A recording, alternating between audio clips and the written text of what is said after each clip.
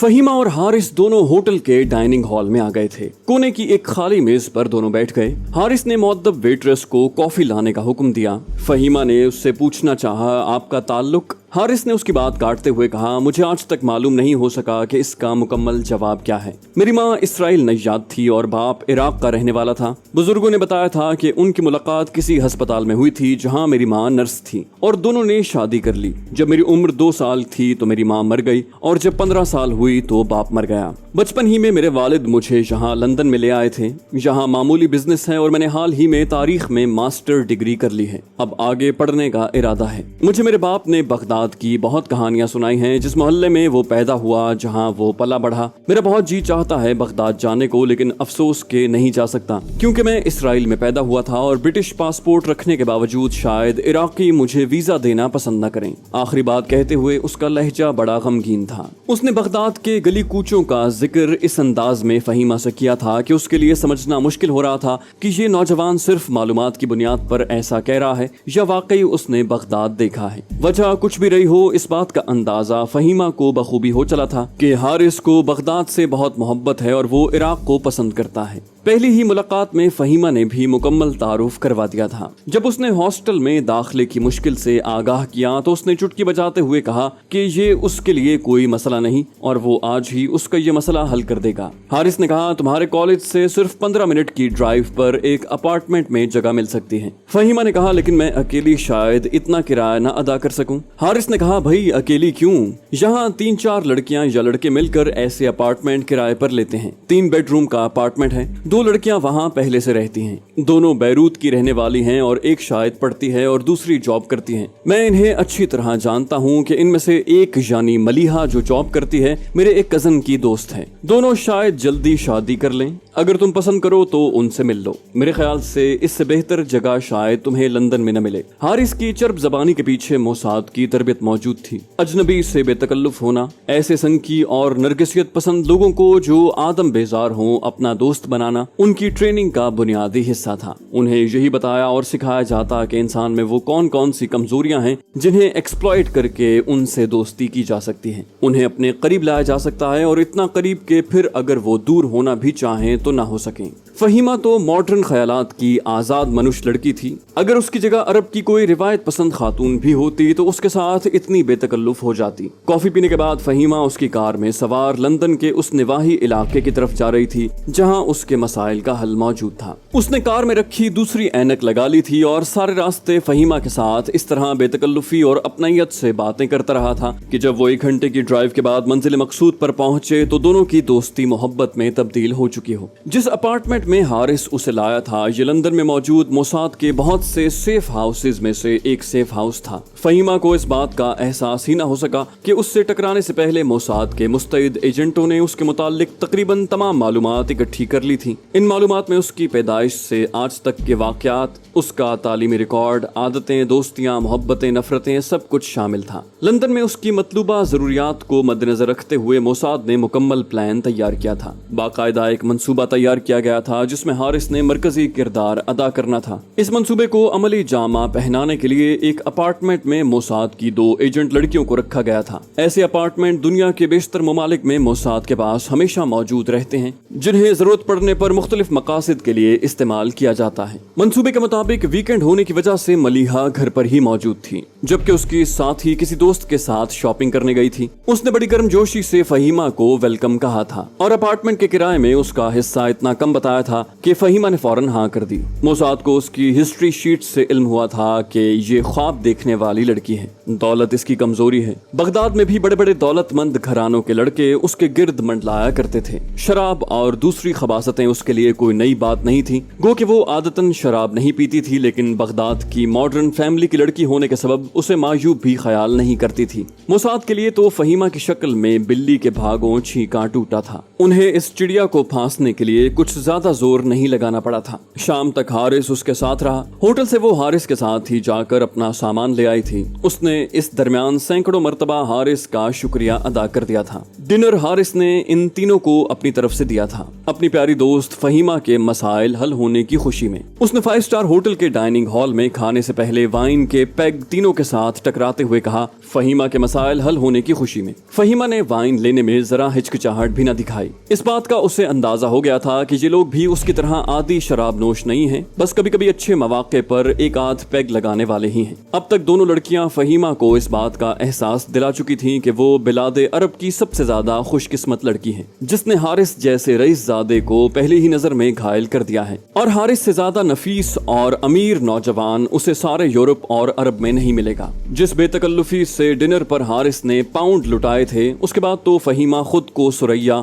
और उसे अदनान खशोगजी समझने लगी थी। वाकई वो बड़ी खुशकिस्मत थी। अगर हारिस का मुस्तकिल साथ मुयस्सर आ जाता तो शायद वो कभी इराक वापस न जाने का फैसला कर सकती थी। डिनर रात गए खत्म हुआ था। पहली मुलाकात में यही बहुत था। हारिस शिकार पर कच्चे हाथ नहीं डालना चाहता था। दोनों लड़कियां अपनी गाड़ी में गई थीं, जबकि हारिस उसे अपनी गाड़ी में अपार्टमेंट छोड़ने आया था। एक दूसरे से अलग होते हुए दोनों ने गर्मजोशी से मुआनिका किया, जो इस बात का सबूत था कि फहीमा कभी मोसाद के चुंगल से नहीं निकल सकती। हारिस ने उसे अपना फोन नंबर देते हुए मुस्तकिल दोस्ती की बुनियाद रख दी। उसने ट्रांसपोर्ट का मसला ये कहते हुए हल कर दिया था कि जाते हुए उसे मलिहा यूनिवर्सिटी ड्रॉप कर दिया करेगी, क्योंकि उसके दफ्तर का भी वही रास्ता है, और वापसी पर वो यूनिवर्सिटी की बस पर आ जाया करेगी। हारिस ने उसे बताया था कि ये तकलीफ भी चंद दिनों की है, फिर वो कोशिश करके उसे ड्राइविंग लाइसेंस दिला देगा, जिसके बाद फहीमा अपनी कार रख सकेगी। बेचारी फहीमा सोच रही थी कि हारिस की शक्ल में उसे अलादीन का चिराग हाथ लगा है और अब उसकी तमाम मुश्किलात हल हो चुकी हैं। हारिस की अगली मुलाकात बड़ी भरपूर थी। पूरा एक हफ्ता गायब रहा था, जिस दरमियान मलिहा फहीमा की बेहतरीन दोस्त बन चुकी थी। उसने न सिर्फ फहीमा को छोड़ना बल्कि वापस ले जाना भी शुरू कर दिया था और अपने औकात कार ऐसे बना लिए थे जिनसे वो अपनी दोस्त की मदद कर सके। उनकी तीसरी साथी भी खासी कोऑपरेटिव थी। इस दरमियान फहीमा ने खुद को माहौल से एडजस्ट कर लिया था। यूनिवर्सिटी और घर का रास्ता उसे अजबर हो गया था और वो आसानी से अब हर जगह आ जा सकती थी। हारिस करीबन रोजाना फोन करके उसकी खैरियत मालूम किया करता। उसका कजन भी फहीमा से मिल चुका था। वो भी हारिस की तरह दिलचस्प आदमी था, लेकिन उसकी दिलचस्पियों का मरकज उनकी तीसरी साथी लड़की थी। हफ्ते की शाम को हस्बे वादा हारिस वहां पहुंच गया। फहीमा ने इस दरमियान खुद को मुकम्मल तैयार कर लिया था। उसकी साथी लड़कियों ने हारिस की अमारत की जो कहानियां उसे सुनाई थी और जिसका एक मामूली मुजाहिरा उसने डिनर पर देख लिया था, उसके बाद अगर वो कुछ ना भी कहती तो भी उसके लिए बहुत कुछ था। दोनों बड़ी बेतकल्लुफी से भरपूर अंदाज में एक दूसरे से मिले थे। उसकी साथी लड़कियां जा चुकी थीं। मलिहा ही ज्यादा उसके साथ रहती थी। तीसरी लड़की राफिया बैरूत की रहने वाली और मुतकब्बिर थी। शायद हारिस के कजन की दोस्ती ने उसका दिमाग खराब कर रखा था। उसके बावजूद वो फहीमा से दब कर रहती। आज फहीमा ने अपने बनाव सिंगार में कोई कसर उठा न रखी थी। वो अपनी दानिश्त में हारिस को अपने दामे मोहब्बत में गिरफ्तार करने जा रही थी। इस मर्तबा हारिस ने उसके साथ मकामी डिस्को का रुख किया था। दोनों खासी देर तक वहीं नाचते रहे। फहीमा के लिए ये सब कुछ नया नहीं था। उसने बगदाद में बहुत कुछ देखा था। गो के इराक की आला सोसाइटी के लोगों में इराकी इंटेलिजेंस का खौफ हमेशा से मौजूद रहा है, लेकिन इराक की हुकूमत ने कभी इस नौयत की सरगर्मियों का नोटिस नहीं लिया था। शायद यही वजह है कि लोग ज्यादा घुटन भी महसूस नहीं करते थे। डिस्को से रात देर गए दोनों बाहर निकले थे। हारिस ने तो एक आध पैग लगाया था, लेकिन फहीमा खुद को ज्यादा मॉडर्न पोज करने के चक्कर में 2-3 पैग चढ़ा गई थी और अब जरूरत से ज्यादा जज्बाती हो रही थी। डिनर से फारिग होकर दोनों जब बाहर निकले तो हारिस ने लोहा गर्म देखकर आखिरी ज़र्ब भी लगा दी। बोला, आज रात आप मेरे साथ गुजारना पसंद फरमाएंगी? उसने आपे से बाहर होती फहीमा को दावत दी। फहीमा ने फौरन कहा, क्यों नहीं जरूर। यूं लगता था जैसे वो उसकी दावत की ही मुंतजिर रही हो। हारिस का बंगला किसी लॉर्ड की रिहाइश गाह से क्या कम रहा होगा। अय्याशी और अमारत का हर सामान जहां मौजूद था। ऐसे बंगले लंदन में शाज़ो नादिर ही नजर आया करते थे, जिनको ऐसे नवादिरात से सजाया गया हो। हाथी दांत से कीमती पत्थर तक की बनी हुई कई चीजों से ड्राइंग रूम सजाया गया था। शायद ये बंगला सेंट्रली हीटेड था, क्योंकि फहीमा को अंदर दाखिल होते ही सर्दी का एहसास दम तोड़ता महसूस हुआ। उसे इस बात का इल्म न हो सका कि अपने घर रवाना होने से पहले हारिस ने डिस्को के बाहर मौजूद बूथ से टेलीफोन करके किसी को अपने घर जाने की इत्तला दी थी, जिसका मतलब यही था कि चिड़िया अब तेजी से पिंजरे की तरफ सफर कर रही है और उस पर जाल फेंकने की तैयारी की जाए। कुछ तो डिस्को की शराब का नशा था और कुछ मोहब्बत का खुमार। दोनों ने मिलकर फहीमा के दिलो दिमाग में शहवत की आग भड़का दी। उस रात जिस अमल से वो गुजरी वो उसके लिए नया नहीं था। कॉलेज की जिंदगी में उसने ऐसी कई रातें बसर की थी, लेकिन ये अपनी नौयत में एक यादगार रात थी। उस रात फहीमा की खुद सुपुर्दगी का आलम दीदनी था। उसने हारिस पर साबित कर दिया था कि वो उसकी जिंदगी में आने वाली आखिरी औरत है। उसके बाद शायद उसे कोई दोस्ती की तमन्ना ही न रहे। मोसाद का यही कमाल था कि वो अपने शिकार को इस तरह फांसते थे कि वो बड़ी खुशी से उनके दाम में फंसता चला जाता। जब शराब के नशे में बदमस्त फहीमा दुनिया और माफिया से बेखबर जिनसियत के तूफान में बह रही थी, हारिस के हवास कायम थे और उसका साथी जो उनकी आमद से पहले ही यहाँ छुपा हुआ था, इस घिनौने अमल को उस मखसूस कैमरे की मदद से सेलुलाइट के फीते और फिल्म पर मुंतकिल कर रहा था, जिसको अंधेरे में फिल्म बंदी पर कमाल हासिल था। फ्लैश लाइट के बगैर किसी भी मंजर को अपने अंदर समो लेने की सलाहियत के हामिल ये कैमरे मोसाद के हथियार थे, जिनकी मदद से उन्होंने कई मार के सर किए थे। इलेक्ट्रॉनिक्स में मुख्तलिफ तब्दीलियां करके उन्हें अपने खुसूसी मकासद के लिए इस्तेमाल करने पर जो महारत और उबूर मोसाद को हासिल है,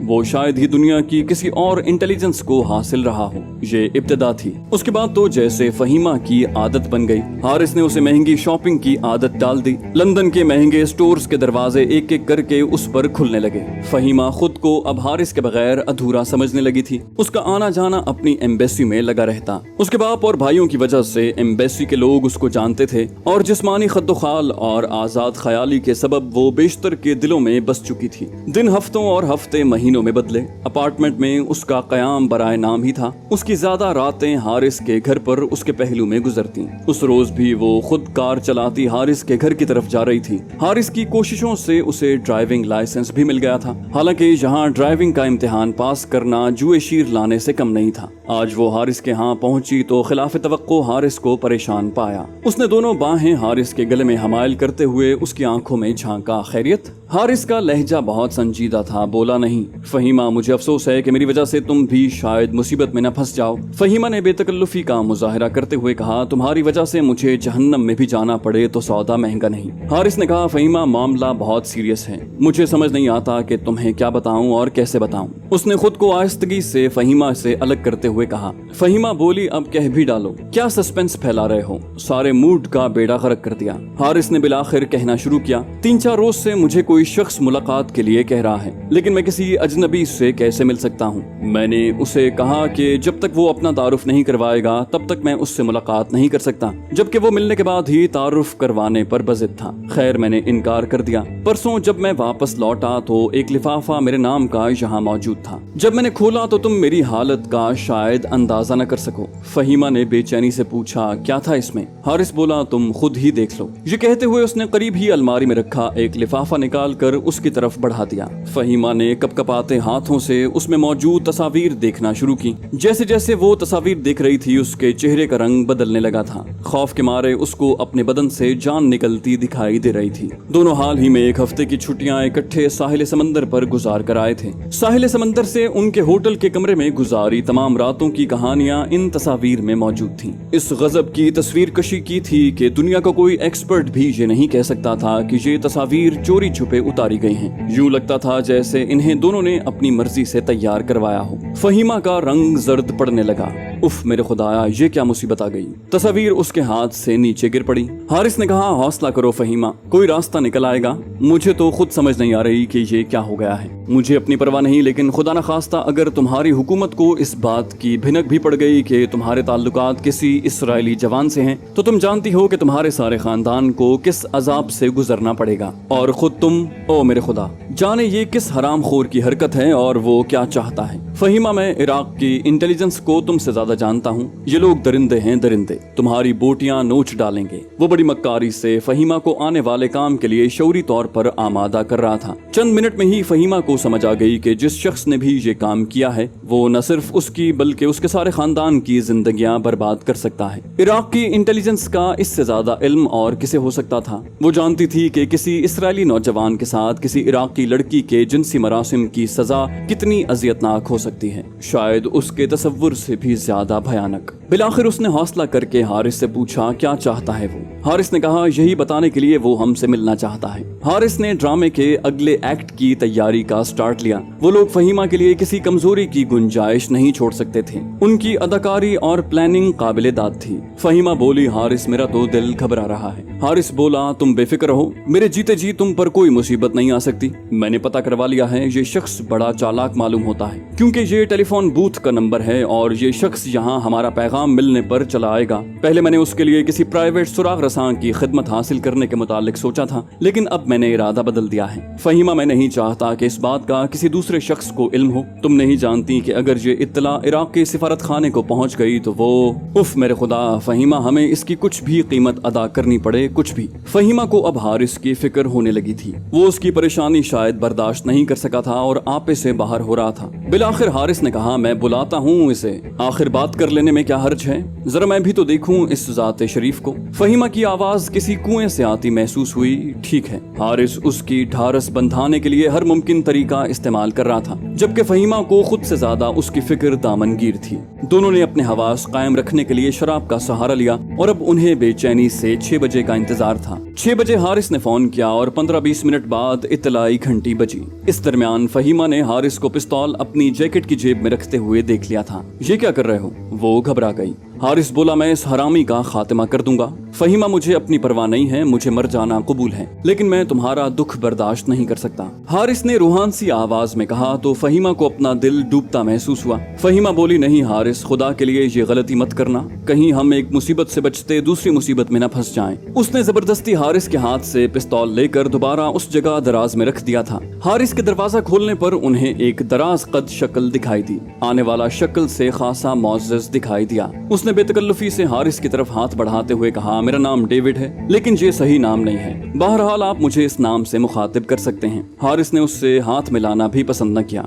डेविड बोला मैं आपकी ज़हनी हालत का अंदाजा कर सकता हूँ, लेकिन मुझे अफसोस है कि ये नागवार फरीजा अंजाम दे रहा हूँ। ये कहते हुए वो खुद ही एक आरामदेह सोफे पर ढेर हो गया। इस मर्तबा उसने फहीमा को मुखातिब किया मुअज़्ज़ज़ खातून, क्या आपके यहाँ मेहमानों से यही सुलूक किया जाता है? हारिस ने उसकी बात काटते हुए कहा शट अप, अगर तुमने मेरी दोस्त से बात करने की कोशिश की तो यहीं तुम्हारा खून पी जाऊंगा। हारिस इतनी शानदार अदाकारी कर रहा था कि खुद उसे भी हैरानी हो रही थी कि वो कभी इतना कामयाब अदाकार भी रहा है। डेविड ने लापरवाही से कहा ठीक है जैसे आपकी मर्जी, मेरी तो ख्वाहिश सिर्फ इतनी थी कि जो भी बात हो वो आप दोनों की मौजूदगी में हो। हारिस ने कहा देखो ज्यादा बकबक करने की जरूरत नहीं है, तुम्हें जितनी रकम दरकार है ये लो और यहाँ से दफा हो जाओ। ये कहते हुए हारिस ने उसके सामने चेक बुक फेंक दी। तुम इस पर रकम लिखो, मैं दस्तखत कर देता हूँ। डेविड ने कहा आप बहुत जज्बाती हो रहे हैं, मेरे ख्याल से मुझे अभी चले जाना चाहिए, फिर कभी बात होगी। ये कहकर डेविड ने अपनी जगह से उठना चाहा, लेकिन हारिस ने फुर्ती से दराज खोलकर पिस्तौल हाथ में थाम लिया।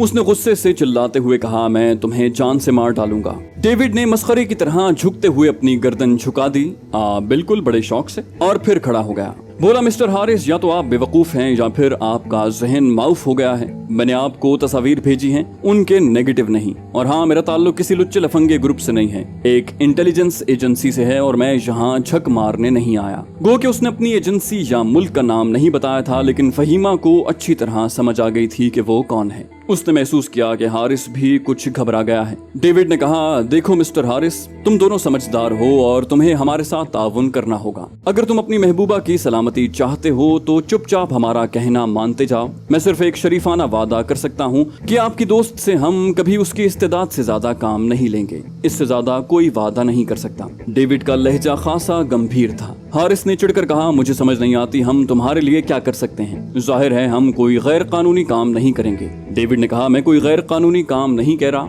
तुम्हारी दोस्त का ताल्लुक इराक से है, इसका आना जाना एम्बेसी में लगा रहता है। बस हमें कभी कभी कोई मालूमात दरकार होती है, वो ला दिया करे तो हम दोस्त हैं। और हाँ, जहाँ तक पैसों के मामलात हैं, इस बात का ख्याल रखना कि अगर तुम्हारी दोस्त का ताउन जारी रहा तो हम न सिर्फ तुम्हारी जरूरियात के जिम्मेदार होंगे, बल्कि दुनिया के हर उस मुल्क के दरवाजे जिसके साथ इसराइल के सिफारती ताल्लुकात हैं तुम्हारे लिए खुल जाएंगे। हारिस ने फाड़ खाने वाले लहजे में कहा, ठीक है, अब तुम जाओ और आइंदा तुम सिर्फ मुझसे राब्ता करोगे, मेरी दोस्त से नहीं। डेविड ने कहा, ठीक है, हमें क्या एतराज हो सकता है, जैसे तुम्हारी मर्जी, हमें तो आम खाने से गरज है, गुठलियां गिनने से नहीं। ये कहकर डेविड चला गया। उसकी रवानगी के बाद दोनों एक दूसरे को तसल्लियां देते रहे। हारिस इस मुसीबत के लिए खुद को जिम्मेदार और फहीमा अपने आप को कसूरवार गर्दान रही थी। मोसाद के एजेंट हारिस ने बड़ी कामयाबी से इस खेल को अंजाम तक पहुंचा दिया था। जाने से पहले इस वीडियो को लाइक कर दीजिए। इंशाल्लाह आपसे अगली किस्त में मुलाकात होगी। तब तक अपना और अपने इस चैनल का ख्याल रखिएगा। अल्लाह हाफिज।